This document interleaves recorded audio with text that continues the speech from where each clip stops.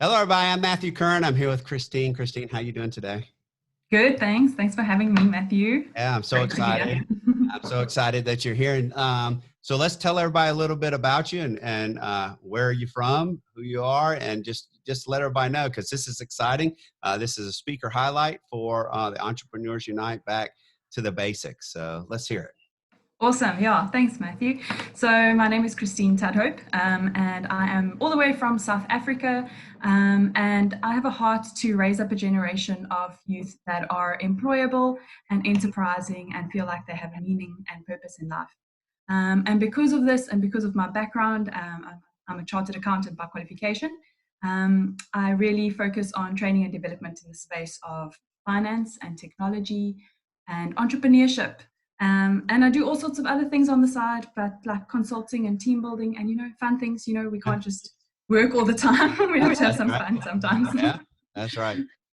So you work in some of the hard areas like finance and accounting and numbers, which are so important to business and so important to really Absolutely. learning.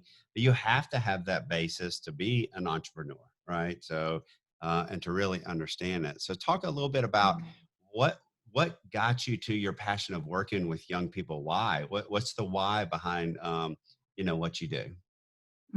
Sure. So, um, when I left, so I finished corporate, or I left corporate after 2 years in finance and reporting with crazy hours. And I just realized that the one thing that I was missing while in corporate was the opportunity to really develop people, because that for me is so important to be able to unlock the potential within each person that I deal with in different ways.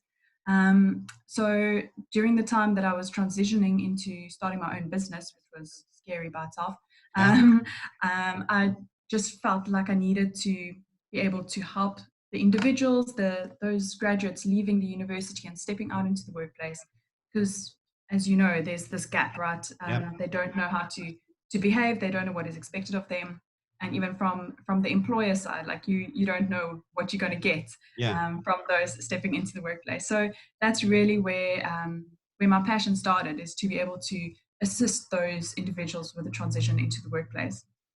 Um, so that's where it started, and over time, it has developed into just this passion for entrepreneurs and to be able to support my fellow entrepreneur in whatever way, shape, or form that might take on. Yeah, Yeah. that's really cool because we talked a little bit before, but I have a son who's transitioned into that corporate world. At first, Mm. it was not so easy, and then he transitioned from one job to the other, and it's been better. But I think what's missing is that, like you said, they go to the university, they get book smart, but they Yeah, don't get street smart, right? So they need for a little sure. bit of learning about the experiential learning about how to do it, what's it going to be like, Mm. and you're giving them those lessons, and so that's Yeah. wonderful. So what types of courses do you teach to these young? Yeah, so I have all sorts of things. So the one that is most popular with the university students is like a work readiness course, but it's not really work readiness because it doesn't look at interviewing skills and writing a CV and things like that. It's much more about developing the pervasive skills, your professionalism within the workplace. So looking at things like communication, presenting, problem solving, time management. Um, and all sorts of other things. But what I really enjoy about this workshop, it's basically a half day session. During the first 45 minutes, they have this hectic, intense case study that they have to do with all sorts of fun activities like building a bridge. You have to transfer the message across, and it's really interactive. And I really believe in experiential learning. I don't think that we learn that well when it's just chalk and talk, when we're just talking at them, and Yeah, they get that enough in the at university and at school in any case. So that for me is a really important component of the workshop. And then they provide feedback. And then there's this opportunity for them to ask me questions based on my experience, because the students that I have been dealing with up until now have all been in the accounting space. yeah, So it's a perfect opportunity for them to glean some wisdom from my experience. And because I'm an entrepreneur, they're able to ask those tough questions like, what happens after articles? Do I have to stay in corporate? Do I have to follow that typical path, yeah. becoming a financial manager, whatever the case might be?